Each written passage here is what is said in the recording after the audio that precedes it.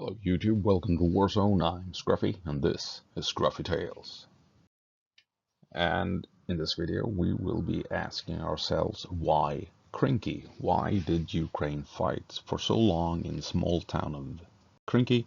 And why was Russia so afraid of Ukraine holding on to this small, insignificant village? During Ukraine's summer offensive of 2023, Ukrainian forces tried to cross the Dnipro River at Kherson. Three main crossing points were established, aimed at the town of Holopristan, the Antonov Bridge, and the small fishing village of Krynky.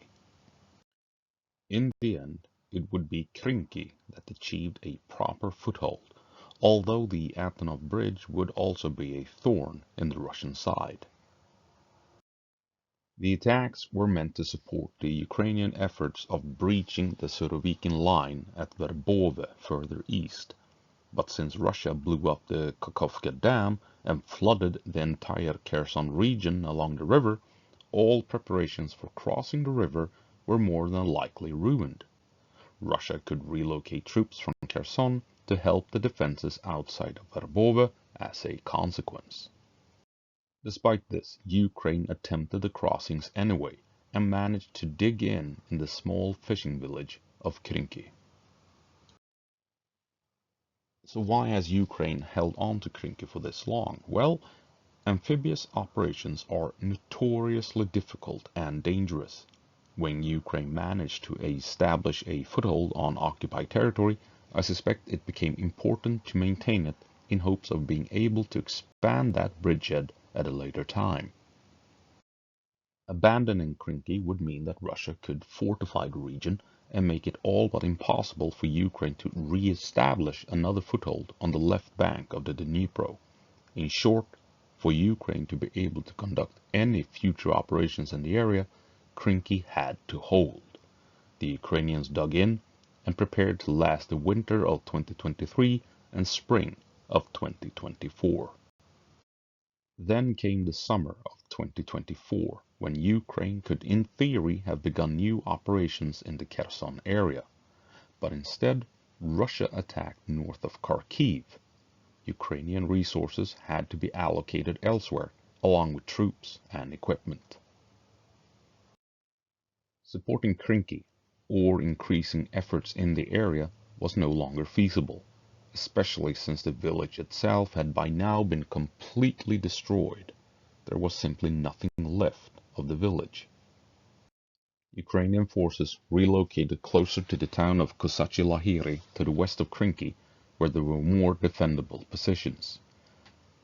Ukraine has not abandoned its presence on the left side of the Dnipro. They still have troops in occupied territory and are still conducting raids on Russian forces. And the reason is more than likely what we have already mentioned. Abandoning their positions altogether will probably mean it will be extremely difficult to achieve another foothold in the future.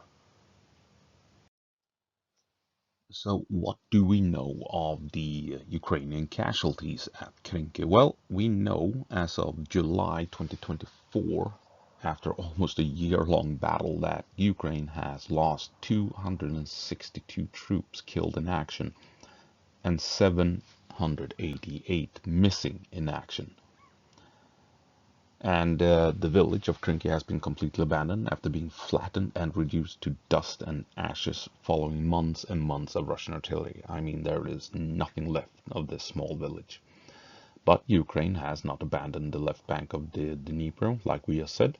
They have relocated forces elsewhere, most notably to the region surrounding the village of Kosachi Lahiri. Looking at Russian casualties that we know of at Krynky, it gets a bit more harrowing because by November of 2023, Ukraine reported that Russia had lost in and around Krynky some 1,200 men killed, some 2,200 men wounded. Russia had lost 24 tanks, 48 armored vehicles, 89 artillery systems, 135 other types of vehicles, and 14 boats.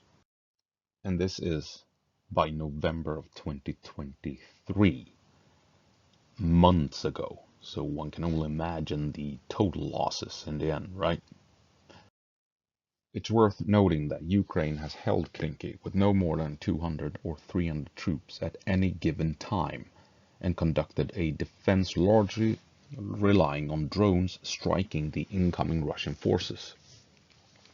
Russian attacks have been relentless ever since Ukraine managed to achieve a foothold in and around Krynky, and what the total number of Russian losses amount to in the end, after months of fighting at Krynky, are surely catastrophic.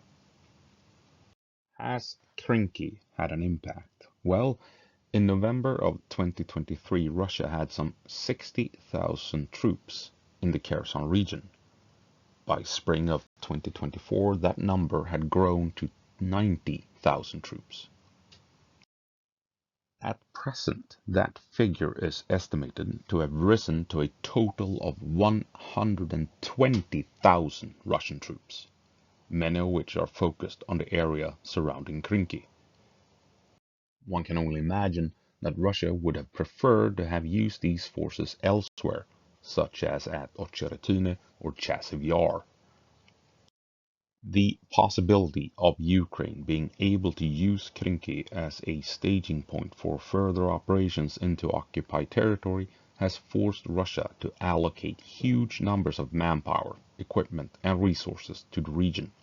So clearly, one could at least claim that Krynky has had a strategical impact on the war, and by extent, it could even be viewed as a partially successful operation. That's it. That's all I have for you this time around. Yeah, Krynky. I think it's been more important than people realize. I mean, yes, it has tied up some 100,000 troops in the south. The attack at Kharkiv could potentially have been to deny Ukraine to launch an assault across the Dnipro, since Ukraine has received some 200 boats from their allies. And that would mean that the 50,000 attacking in and around Kharkiv are linked to the Dnipro, to Kherson, and to the Krynky bridgehead. So 100,000 locked in place in Kherson, and you have the 50,000 at Kharkiv. That's a lot of forces linked to Krynky and Ukraine's ability to cross the river. So Krynky, holding on to Krynky has not been unimportant. It has had a tremendous impact on the war. And so yeah, I think there has been some logic to holding on to this small village, even if it may have seemed a bit weird, uh, holding on to this seemingly unimportant, insignificant, tiny village for this long. But that's it.